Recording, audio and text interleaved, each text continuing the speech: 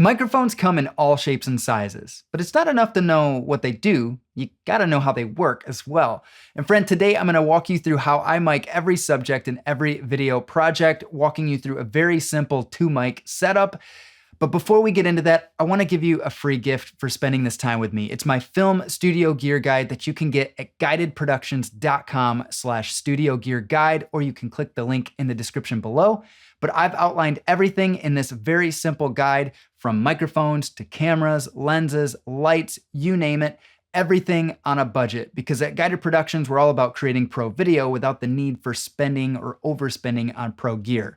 So I've already done the heavy lifting for you. I even put some hyperlinks in there as well, so it'll take you right to the website and you can do your own research to identify the gear that's gonna be best fit for your project.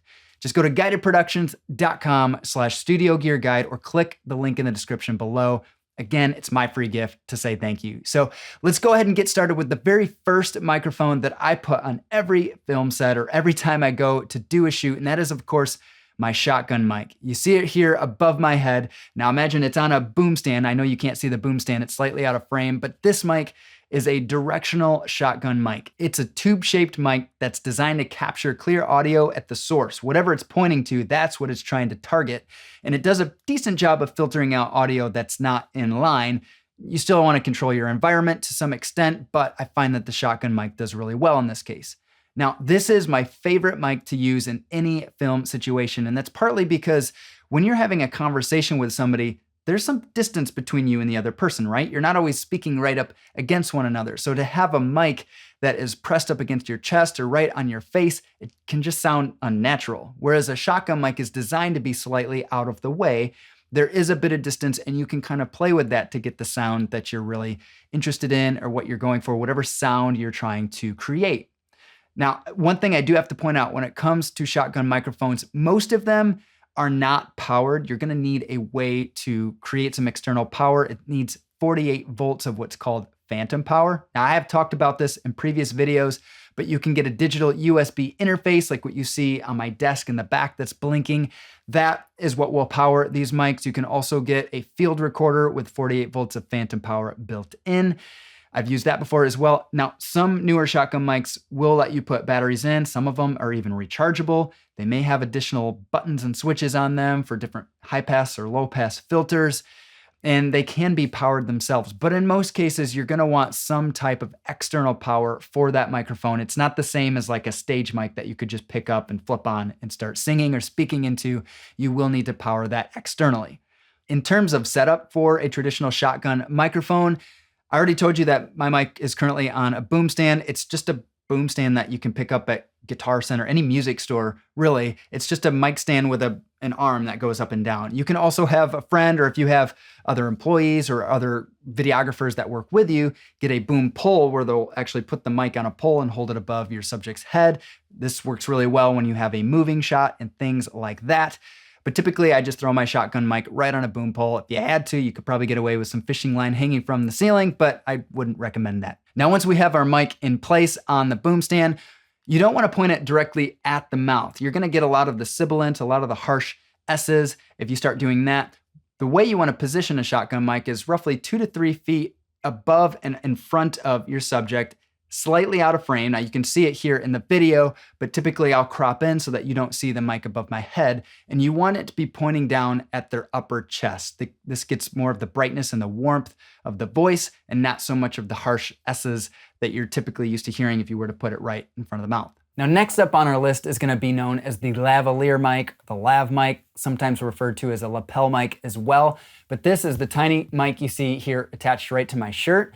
And the reason I'm wearing this button up is because in most cases, if I'm filming a corporate video inside of an office somewhere, I'll just have my subject run the cable right up their shirt. But typically these are connected to a device like this. This is called the transmitter. It's got a little antenna here, and this is actually transmitting the signal across the airwaves to a receiver that's connected to my camera, and that's what's recording the audio. Now, lavalier mics also come in different shapes and sizes. If you've watched any of my YouTube shorts, you've probably seen a little block on my shirt with a little fuzzy ball on top, and that's just this set I picked up on Amazon. I'll put a link to this in the description below as well, but I think I picked this set up for about 78 bucks, somewhere in that range. But you get 2 little mics. They just look like this. They've got magnets that can clip right onto your shirt. and then a receiver in the middle. So it's the same concept that I have here. This is just the Sennheiser. This is a much cheaper version, but you can pick that up there on Amazon for, like I said, 78 bucks or so.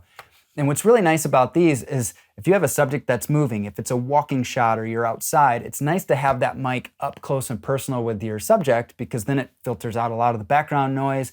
And I know we talked about with the shotgun, you want a little bit of distance, but when you're trying to capture audio on the go, on the move, or if you're in a noisy environment, it can be really helpful to have something like a lav mic attached to your subject.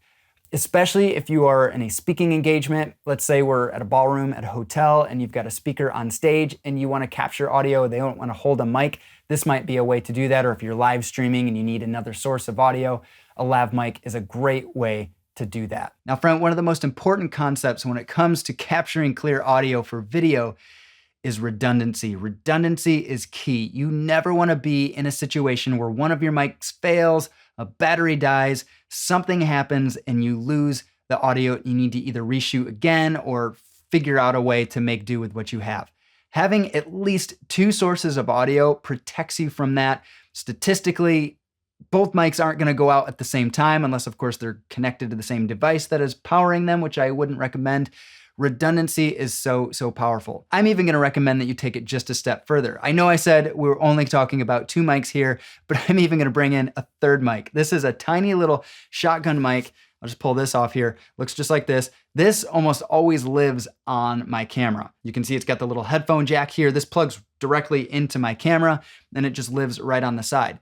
Now, my camera came as kind of like a vlogging kit. And so this mic is great at capturing audio that's close enough to it. But I find that when my camera is 5, 6, 10 feet away from me, you're starting to get all of the reflections of the room, a lot more noise, unwanted noise that you don't want to be picking up.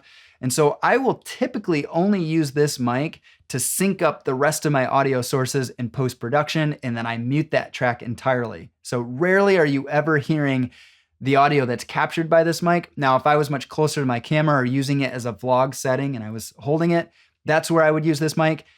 However, I'm still recommending a 3rd source of audio because, as I said, redundancy is key. It's so critical. So having an extra mic, while I never would hope to need to use this audio, I would rather use this bad audio than to have no audio at all and need to find time to reschedule or reshoot the entire project. Friend, going back to the beginning, just to summarize, I'm always bringing a high quality shotgun mic with me. The mic that you saw at the beginning of this video is the Rode NTG2, but I believe they are well beyond that at this point. There's so many other models available from Rode, but there are also so many other incredible brands on the market as well. Find the one that works for you. If you can rent some and play around with them, experiment and see which one works best for your project, your desired audio levels.